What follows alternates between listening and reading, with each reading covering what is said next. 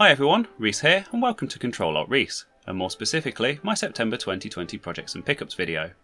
In this series of monthly roundups, I go behind the scenes on some of the things I featured on my channel. I'll also look at some projects that didn't make it to the channel, and some other things that I've picked up along the way. In this month's video, I'm going to be talking about a visit that I paid to a fellow YouTuber.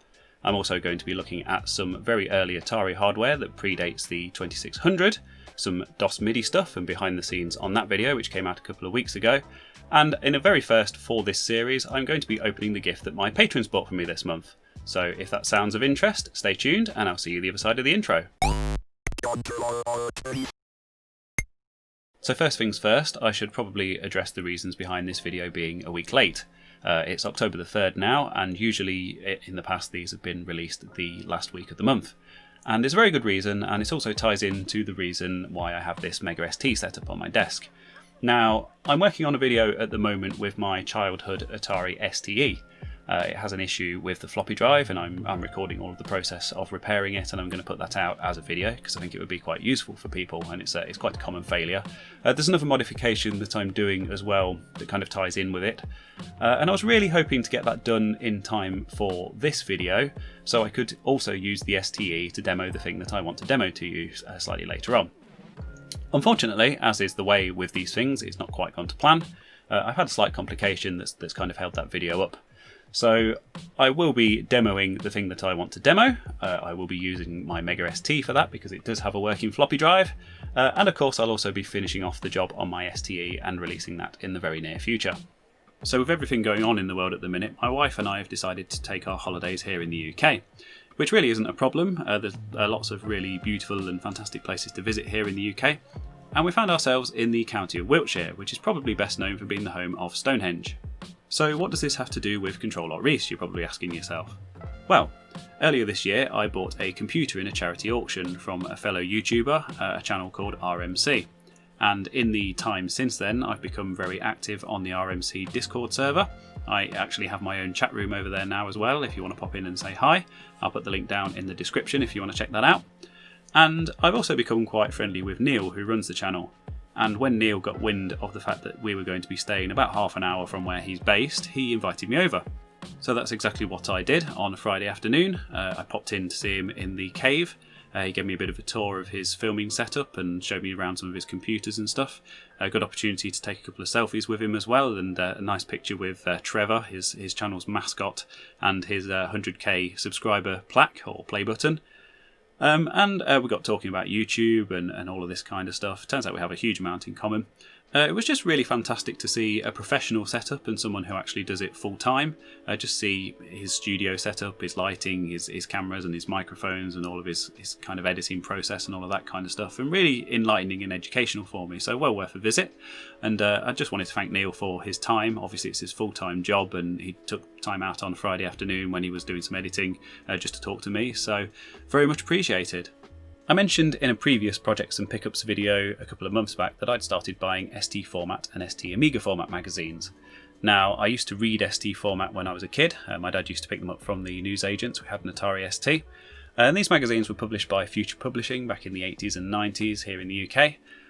They also covered other formats, perhaps most famously PC format, and they're still around today and publishing Retro Gamer magazine among many other things. Now, I mentioned in my video that these magazines were relatively rare and sometimes people were asking for really silly money for them, which I wasn't prepared to pay. More often than not didn't come with the cover discs and all the other stuff. So imagine my surprise earlier this month when up pops on eBay this set of ST format binders. And what we have here are issues 1 to 74 of the 86 issues that were published. These were owned by a subscriber to the magazine, so there's also the extra subscriber discs and subscriber newsletters included in here. And I thought these were going to go for hundreds. In the end, they actually went for £55, and the postage was incredibly reasonable as well, considering how much they weigh. So here I have issues 1 to 74 of ST format, an Atari ST magazine from the 80s and 90s, and I also have all of the cover discs and subscriber discs that came with them, as well as a complete set of cover discs for ST Amiga format. So really pleased with that, and I think that's a really fantastic buy this month. So I want to go through these and maybe cover the history of ST format and maybe future publishing in a bit more detail. I've been talking to someone from future publishing about maybe doing something like that a bit further down the line, so should make for a really interesting thing to show off in that video. On the subject of Atari, if you're familiar with the channel and my other social media, you'll probably know full well that I'm quite a big collector of Atari stuff. I also picked up some really interesting early hardware this month. So the first one that I want to talk about is this.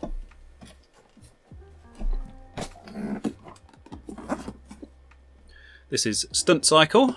This is a dedicated TV console that they released in 1976, so it predates the release of the 2600 by a year. And it's based on the arcade game of the same name. So I'll just get it out of the box. This also includes the original manual, although it's a bit screwed up, and the power adapter, which is always really cool to see. And this is the console itself. Now, as you can see, it consists of a pair of handlebars, motorbike handlebars. This one twists like a proper accelerator on a motorcycle. It's got a really nice, springy feel to it, really solid feeling. And the arcade game Stunt Cycle was created to cash in on the whole Evel Knievel craze and the kind of Daredevil thing that was big in the 70s. And Atari released this home version of it, which isn't very well known, wasn't a big seller, didn't sell at all over here in the UK, so I've had to import this one from the US. So this one's in really, really beautiful condition. It essentially looks brand new. I've also opened it up and it's completely spotless inside as well. So I want to composite mod this so I can get a nice video signal out of it. Of course, originally it used RF, so you had to tune into it on a TV. And I just want to document it and kind of show off all of the different game modes and that kind of stuff. And I just think it's a really, really cool thing to have and really nice to have in the box as well. So really pleased with that one. The other example of some interesting and rare early Atari hardware that I picked up this month is this. This is the Atari Video Music. And this isn't actually anything to do with gaming or computing for that matter. This is actually a music visualizer. So if you think back to the 90s and early 2000s and Winamp and Windows Media Player, you put your music on and it makes pretty patterns appear on screen in time with the music. Well, this was the piece of hardware that invented that whole concept. It was the very, very first. So this was released in the summer of 1977, a few months before the Atari 2600 console. It does share some technology with that console, but you can't play games on it or use it as a computer or anything like that. Literally just a case of plug it into your hi-fi, plug it into your TV, tune into it on the TV, and put your banging 70s disco records on, and it would make some pretty psychedelic patterns appear on the TV, in time with the music. So a really, really interesting piece of hardware. This was never released outside of the US.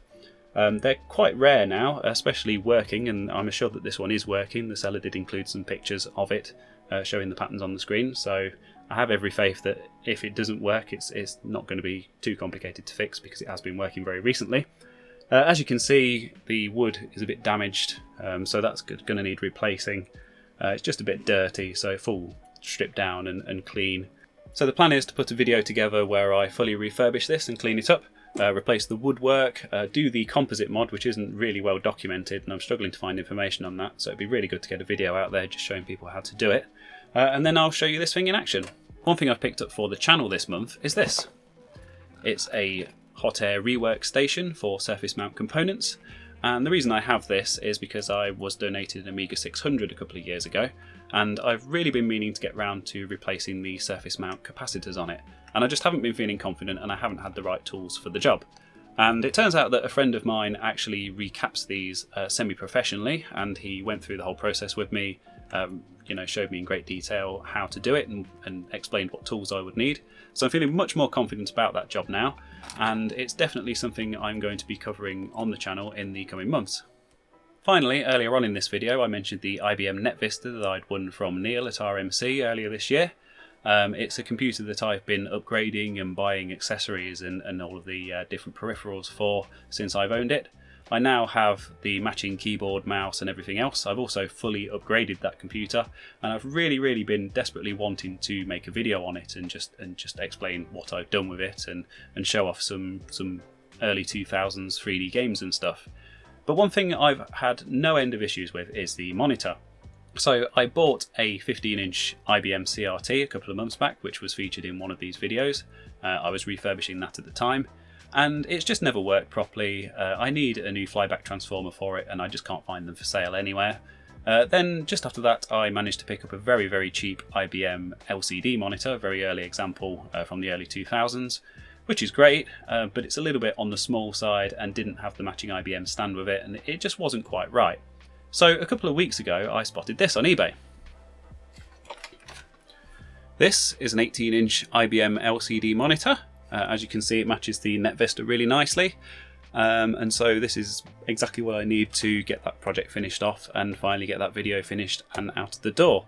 So this cost me less than £30. That included delivery.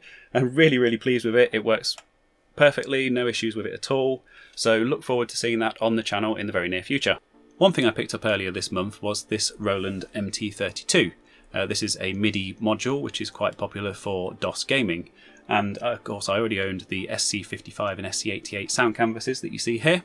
So I thought I would put a bit of a video together just demonstrating the differences between the different MIDI modules, how to get all of this stuff set up and working in DOS, and then some actual captures of it all running so you could actually hear what it sounded like. And yeah, that video became the single most popular video on my channel within a few days. So really, really pleased with that. That came out about 2 weeks ago. And one of the things I covered in the video was this MT32 Pi. Obviously this is just a Raspberry Pi, but MT32 Pi is a modern emulation of the Roland MT32 running on the Raspberry Pi. And somebody pointed out in the comments that it sounded like the left and right channels were reversed. And the developer of MT32 Pi actually popped up in the comments. Obviously at first really pleased that someone had actually covered his project and thanking me for doing such a good job of it. And yeah, he investigated the issue of the left and right channels. Turned out that it was indeed a bug that was caused by some changes in some of the newer Raspberry Pi models just at the very hardware level. Has updated MT32 Pi already to fix that bug. So my video was directly responsible for fixing a bug in that software project, which of course I'm really pleased with. But also the RMC Discord that I mentioned earlier on in the video, where I have my own chat room. He's also showed up in there, and he's been chatting to a few users in there, and myself included, for the past week or so. And he's also, as a result of some feedback from that video, working on improving the audio output quality just using the 3.5mm socket. Turns out that the way that he's outputting the audio can be improved, and that he can actually use some of the DSP functionality that's built into the GPU in the Pi to improve the audio output of MT32 Pi. So that will be two things that have been improved on that project as a direct result of my video. So really, really looking forward to those because it is a fantastic project. The developer goes by the name of Dopefish. He's a really, really nice guy. Obviously really, really enthusiastic and passionate about it. So really, really happy to be involved with that. And it's something I want to put a more comprehensive video together on in the very near future. Just covering the project in great detail, more comparisons with real hardware, how to get it set up, with digital to analog converters and all that kind of stuff as well. And also how to build a MIDI interface for it to connect it up to the PC. So yeah, really looking forward to covering that one, and really cool to be involved with that project. One thing that you may have noticed if you've been watching the channel closely over the past few weeks is that a couple of live streams have popped up. And the story behind those is that my wife has a new job and she's had to go away to do some training. So I found myself alone in the house on a Wednesday night and thought, oh, why not do a live stream? It's something that every YouTuber seems to go through at some point. So I did a tour of my collection here, had a nice chat with some people in the chat. I had 39 viewers concurrently peak on that stream, which is really fantastic. It's a lot more than I was expecting. I was probably expecting 3 or 4 to be honest, let alone nearly 40. Over 300 people watched that stream, at least some of it, by the time it had finished. So I'm not sure where all of those people came from, but really great to see everyone, and had some really great feedback on that as well. But towards the end of that stream, we decided that I would play some Dark Forces, which is a LucasArts first-person shooter from 1995 that runs on DOS. Really fantastic Roland Sound Canvas soundtrack in that game. So really pleased to be able to demo that. I had a few people contact me when the stream was over, I had 4 people contact me saying that they'd actually bought the game on eBay, so that's a 25-year-old game that's now seen a massive increase in popularity on eBay as a result of my first stream. But yeah, people contacted me and said, when are you doing the second stream? Exactly the same situation happened to come up the following week. My wife was away again training, so I said, yeah, I'll do a live stream and we'll just spend 2 hours playing Dark Forces on the 486. So I streamed that. Not quite as hugely successful as the first stream, but I still had about 20 people watching. A lot of people, yet again, staying from the very beginning to the very end of the stream, just watching me play Dark Forces and chatting about it and that kind of stuff. So yeah, that was a lot of fun. I don't know if I have any future plans for live streams. I'll probably do it again at some point if we can decide what I'm going to cover.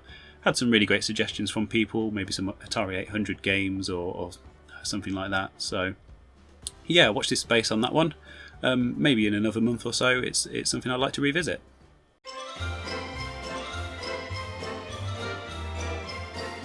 Which all brings me around quite neatly to the last thing that I want to cover in this video. If you saw that first live stream that I did, you may have spotted a parcel that I was showing off, and it was this one. And essentially this is my Patreon gift of the month. So Patreon is a system where creators such as myself can go and set up a page on there, and then viewers such as yourselves can go on there and pledge to give me, you know, £1 or £5 or whatever every month just to support the channel. I don't push it on my videos, I just put a very quick thing at the end thanking my patrons. I don't do this full time, I don't rely on it for income, but it is very, very much appreciated, and it's a fantastic show of support. And I do really genuinely appreciate it and find it very encouraging and motivating to carry on doing what I'm doing. But because I don't need that Patreon money as an income, I thought, well, I should give something back to my viewers and to the people that have supported me and spend that money on something for the channel every month, something that I can cover in a video. So I asked my patrons for some feedback on how they thought I should probably go about this. And one person, Andrew S., who has been a very long-standing patron of mine, he was one of the very first, sent me a link to this and said that, you know, this is about £30, which is about what you're making every month from Patreon. So I think this would be really interesting to cover. I agreed, I bought it.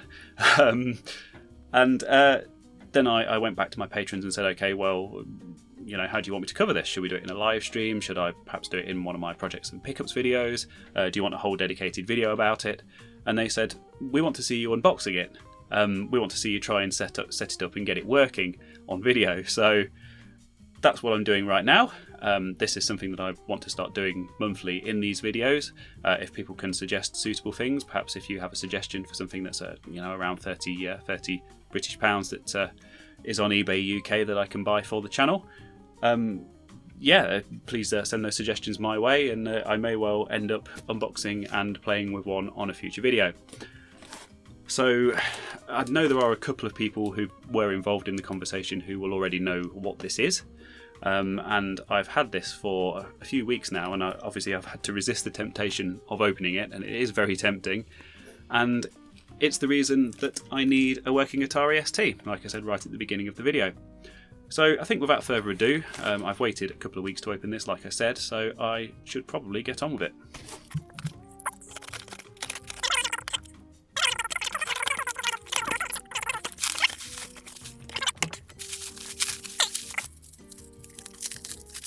So first things first, I have some floppies. I'm not going to show you what they are because obviously I don't want to spoil the surprise just yet.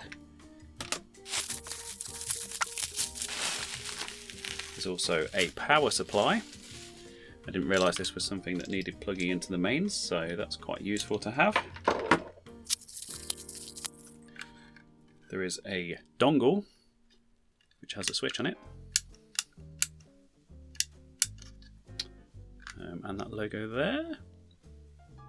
And this obviously plugs into the cartridge port on the ST. I won't plug it in just yet. Here it is. A handheld scanner.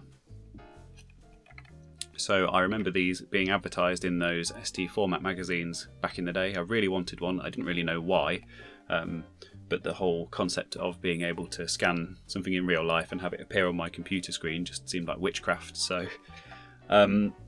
yeah, obviously nowadays we tend to have flatbed scanners or kind of all-in-one scanners that have a photocopier and a printer or whatever built into them.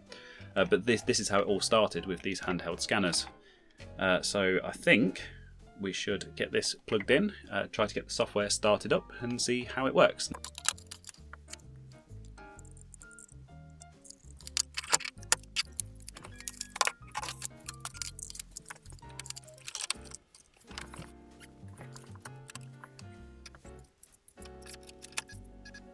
So we have 3 copies of the software here. We have the original power scanner, as would have shipped with the scanner, and we have a backup copy that the original owner has obviously made, and also a disc labelled working copy, so that's the one that I've put in the drive. And here we go. So the software does seem to work. Right, I also need something to scan. Let's try my infamous Labyrinth mouse mat. So we'll just take a quick look at the hardware. It has switches labelled, a switch labelled 100 to 400 on the side here, which I assume is the DPI setting. We've got a light and dark. Obviously the brightness. It has a switch here that goes from text to photo, although interestingly that seems to have more than one position, so we'll leave that on photo. And it has a button labelled start. It doesn't seem to light up when I press the button. It seems pretty obvious that nothing's happening. Okay. There is that switch on the cartridge, so let's give that a try. Oh! Aha! Let there be light. Okay.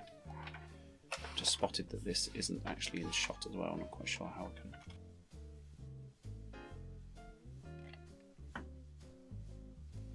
Okay, that's interesting. Kind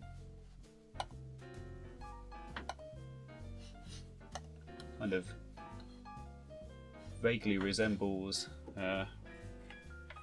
David Bowie. Let's turn the brightness up a bit. Maybe turn the DPI up as well. Should we go for 400 DPI? Ah, it's actually picked up that setting from the switch on the side of the scanner, so that's quite promising.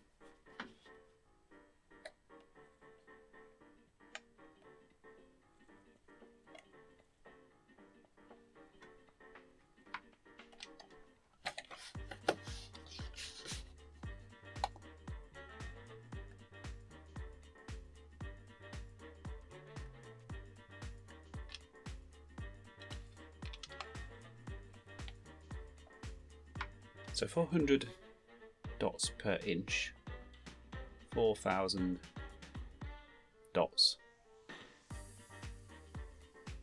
It's 10 inches.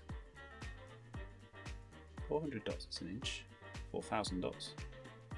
It's 10 inches, that's right. So 10 inches of the Goblin King coming right up. Oh, that looks like something.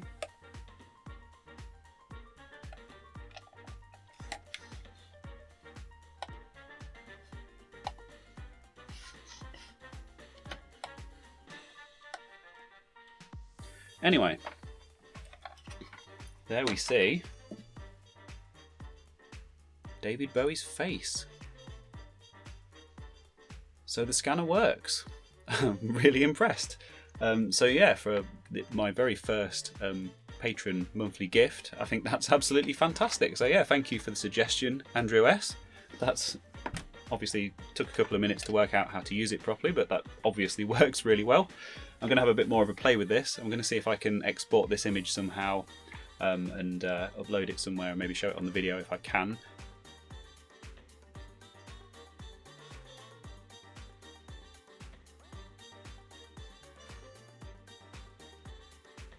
So thank you very much for watching this month's Projects and Pickups update video. If you enjoyed it, please give us a thumbs up. If you're new to the channel, I would very much appreciate it if you hit that subscribe button if you want more of this madness. And thank you very much once again for joining me, and I will see you later. You remind me of the babe. Babe with the power. Power of voodoo. You do. Remind me of the babe.